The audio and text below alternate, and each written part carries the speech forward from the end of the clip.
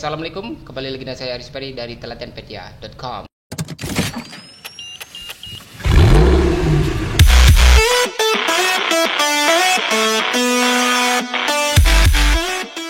Di video kali ini kita akan membahas satu hal masalah yang sering kita jumpai di website kita, website yang masih baru, terutama bagi pemula yang baru-baru membuat website. Seringkali mereka akan menjumpai suatu masalah, yaitu orang sering sebut ini error 508. 508 adalah error resource limit is reached. Website temporarily unable to service your request as exceeded resource limit. Please try later.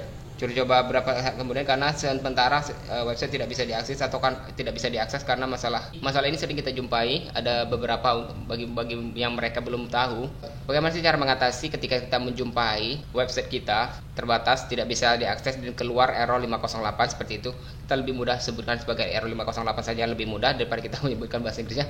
Dan mungkin kita sering juga menjumpai dengan website orang lain kok tiba-tiba ketika kita akses website mereka terjadilah error 508. Tentunya ketika kita menjumpai masalah tersebut tentu akan sangat-sangat merepotkan, karena kita perlu lagi mencari solusinya, gimana sih cara memecahkannya. Dan bagi mereka yang masih pemula dan tidak tahu, tentunya akan membuat menjadi pikiran juga kan, kok nggak bisa, gimana nih solusinya.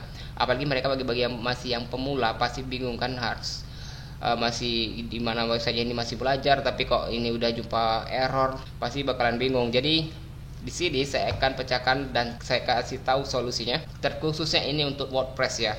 Resource limit is reached. Artinya dalam bahasa Indonesia yang berarti website tersebut melebihi batas akses penggunaan berdasarkan server yang digunakan dari website tersebut.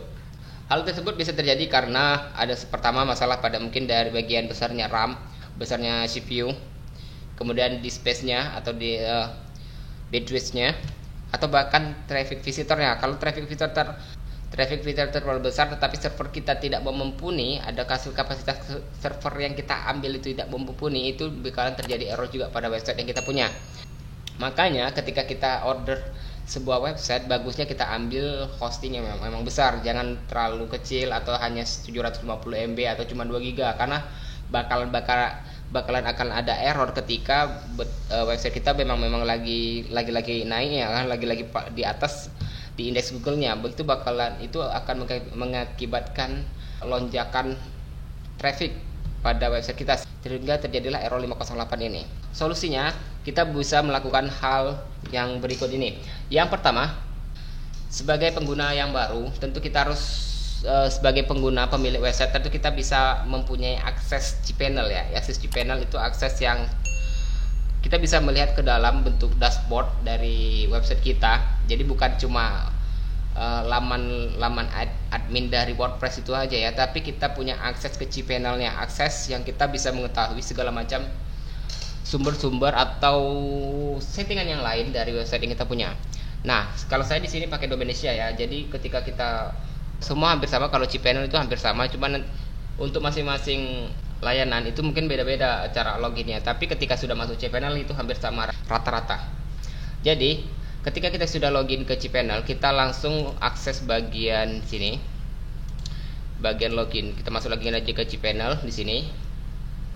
Kita coba lihat.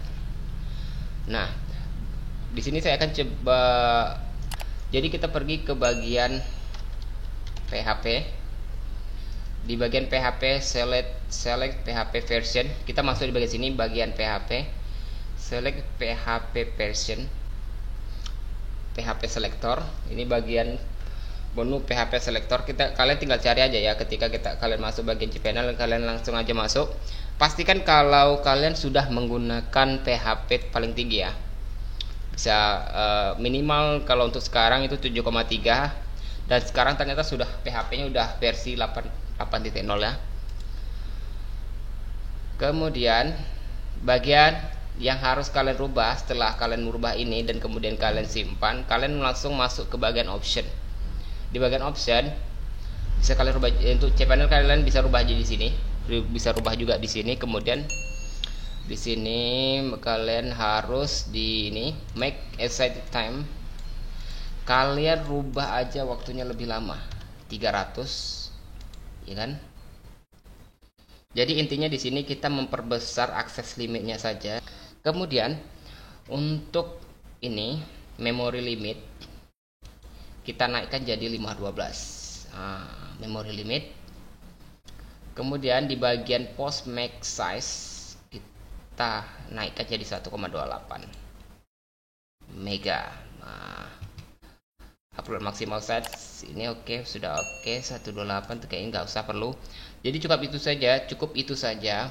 Nanti website akan normal kembali sedia kala tanpa adanya error 508. Nah, di sini aja solusinya. Saya sudah coba untuk beberapa website saya, termasuk website MSI, website Talentpedia.